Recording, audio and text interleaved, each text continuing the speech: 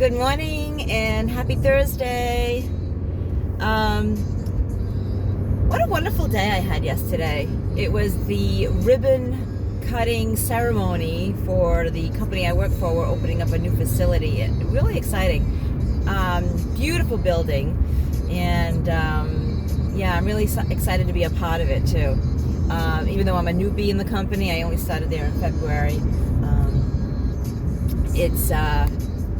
It was one of the initial starting places in my journey and in my recovery personally, so it kind of has a little place in my heart. Anyway, a couple of things I wanted to talk about today. So one of the things I wanted to get on here and talk about, and I've talked about it in the past, but just kind of like a reminder, and maybe, you know, if people have not seen my previous videos, I think one of the most important things in my recovery that has made a huge difference in my life is meditation. Now, before you stop the video, before you say, hold up, Doreen, that ain't for me, I've tried that before, let me just say that meditation is for everybody. It can be for everybody. But there are so many different types of ways to meditate, and I think people get it, you know, twisted, that they think that they just can't sit there and you know, zen, you know, and sit there and have, you know, their minds are peace and quiet, and they have this, you know, whatever your concept of meditation, it's probably wrong. If you don't meditate on a regular basis, or you think that you can't do it, you might have had bad experiences in the past too, right? So first of all, meditation is a practice. And what that means is meditation is the practice of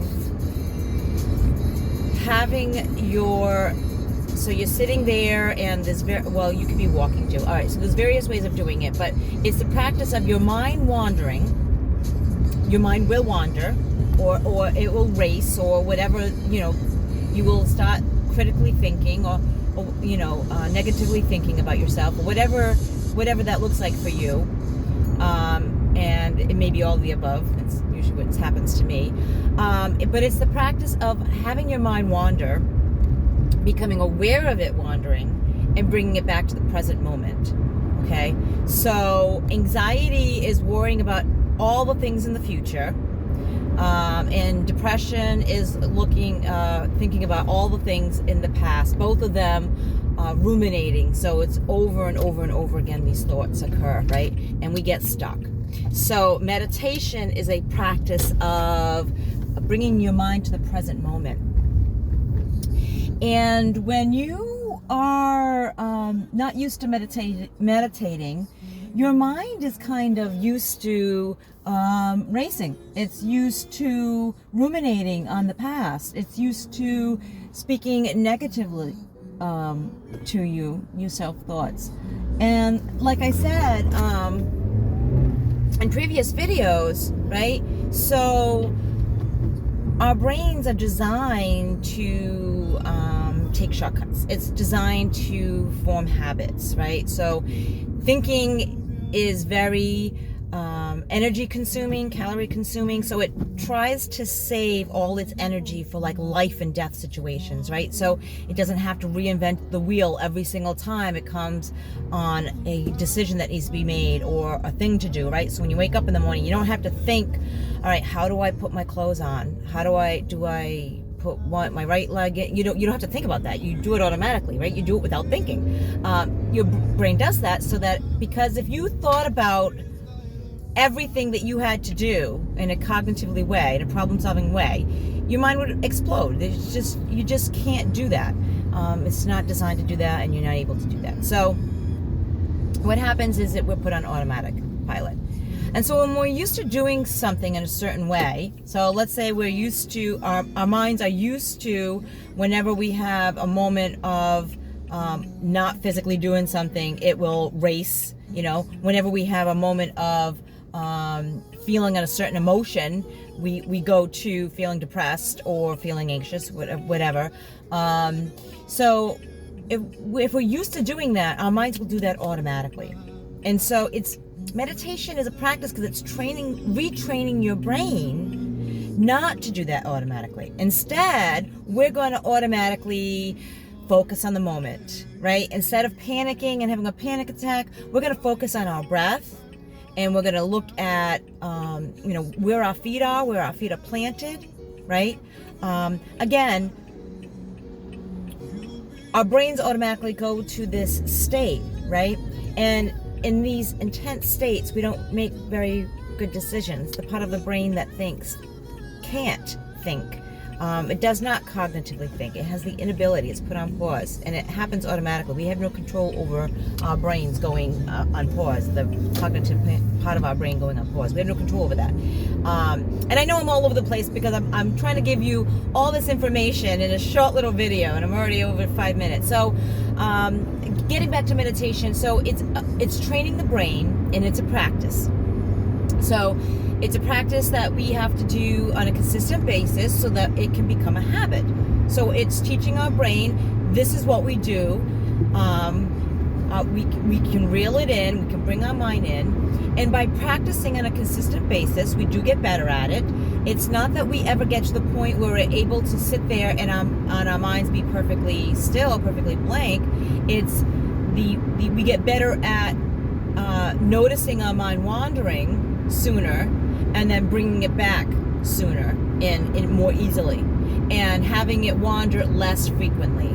So it's about progress, right? Practice makes progress, and it's about getting better. So we're not going to become Buddhist monks by meditating. So have no fear. You're not going to turn into a Buddhist monk unless you want to. Then you can practice for 100 years.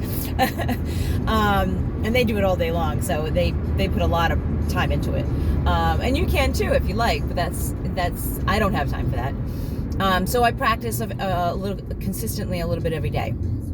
And so you can start at small intervals, right? This way you're not feeling overwhelmed.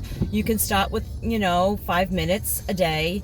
You have 5 minutes. Everyone can sacrifice 5 minutes for their well-being, and practice meditating.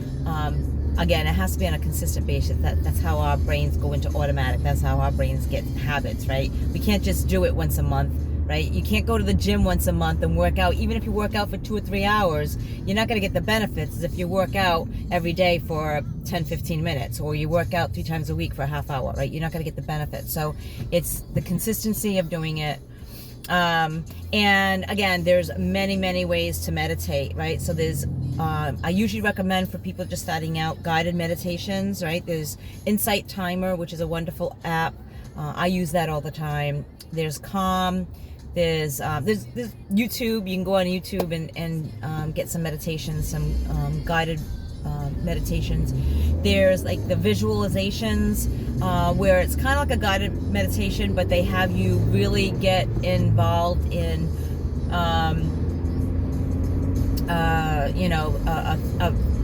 thinking of a place, what it smells like, what it looks like, what it feels like, and getting all your sensations in it. That's a really great grounding technique. There's mindfulness, and you can do that. I like to do mindfulness walking, and that's when I go for a walk and I think about all the things I can hear, see, smell, touch, taste, use my 5 senses, and I do that again. So while I'm walking, my mind will wander. I'll think about all the things I need to be doing, right? I'll think about all the things I should have done or I did wrong that day, right? And so it's becoming mindful of when my mind does that and bringing it back. Okay, what do I hear, Doreen? I hear the birds chirping. Okay, what do I see? I see some pine trees. Okay, so, and it's that constant.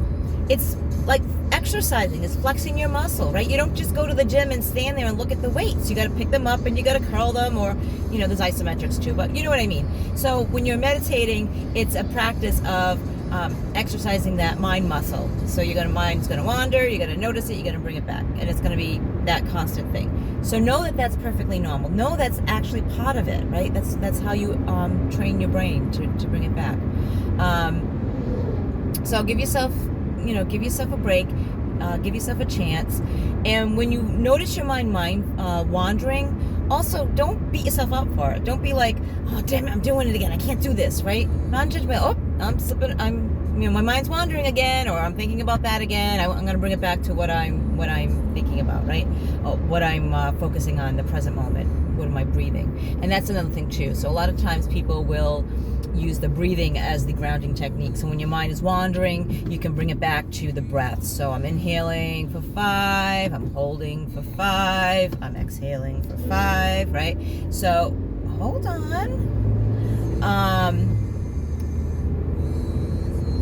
Boy, people got anxious this morning. So anyways, it's all of that. I know I said a lot. I know this has been a lengthy video. If you watched it to the end, kudos for you. I hope you practice the meditation. I hope you stay blessed. Remember to let the people that you love know that you love them. Send them that text. Give them that call. Give them a great big hug if you can.